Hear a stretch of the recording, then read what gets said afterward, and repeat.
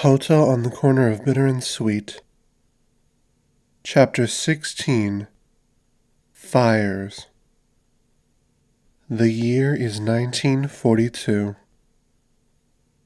Running toward the smoke, Henry avoided Chinatown altogether. Not because he was afraid of being seen by his parents during school hours, though that was part of it, but because of the truant officers. It was almost impossible to skip school where Henry was from. Truant officers patrolled the streets and parks, even small noodle factories and canneries, looking for migrant children whose parents often sent them to work full-time rather than to school.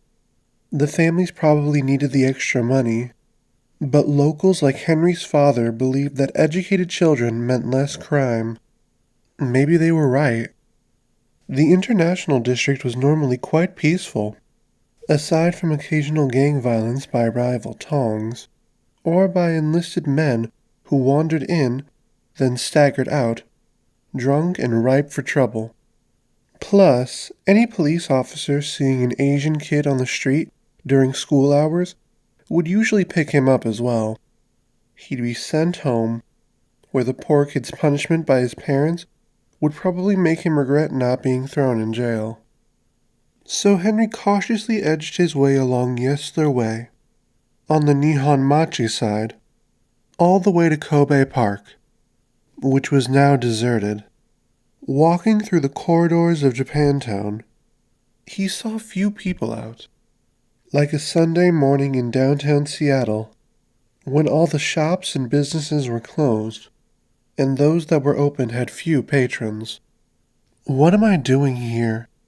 he asked himself, looking up from the barren streets to the cold sky, plumes of black smoke snaking skyward from places unseen. I'll never find her.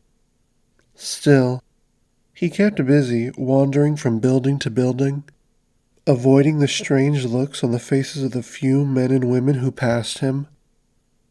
In the heart of Japantown, Henry found the Oki photography studio once again.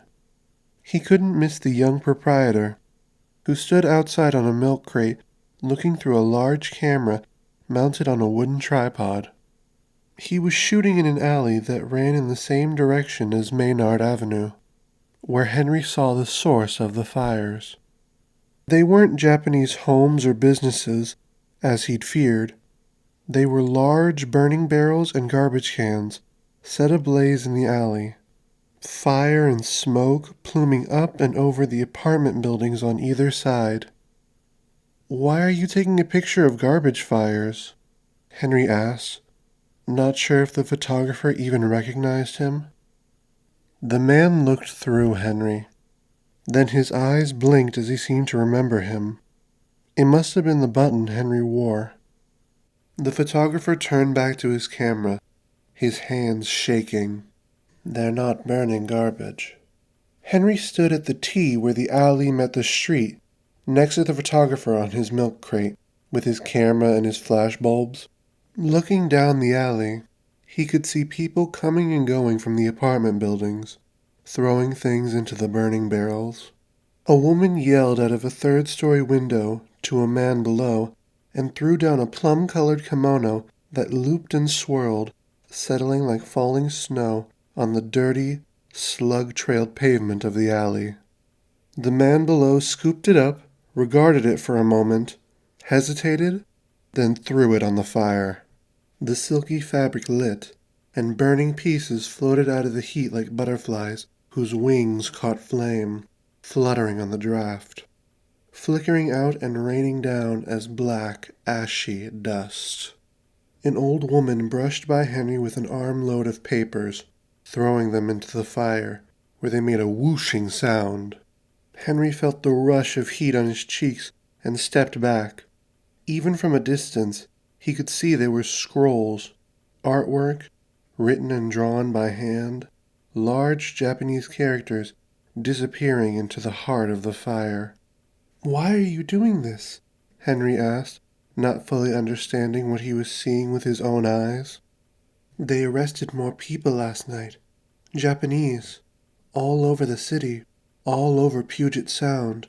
All over the state, maybe, the photographer told him. People are getting rid of anything that might connect them to the war to Japan. Letters from Nippon, clothing, it all must go. Too dangerous to keep. Even old photos. People are burning photos of their parents, of their families. Henry watched an old man wearily place a neatly folded Japanese flag into the nearest burning barrel, saluting it as it burned. The photographer snapped the shutter on his camera, capturing the scene. I burned all my old photos last night. He turned to Henry, the tripod shaking as he held it. With the other hand, he wiped his mouth with a handkerchief. I burned my own wedding photos. Henry's eyes stung as they filled with smoke and soot. He heard a woman yelling something in Japanese, somewhere in the distance. It sounded more like crying. We had a traditional wedding right here in Nihonmachi. Then we took our photos in the Washington Park Arboretum, in front of the magnolias and rock roses.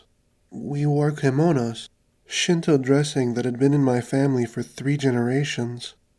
The photographer looked haunted by the scene in front of him, haunted by the destruction of touchable, tangible reminders of life. I burned it all. Henry had seen all he could take. Turning, he ran home, still tasting the smoke.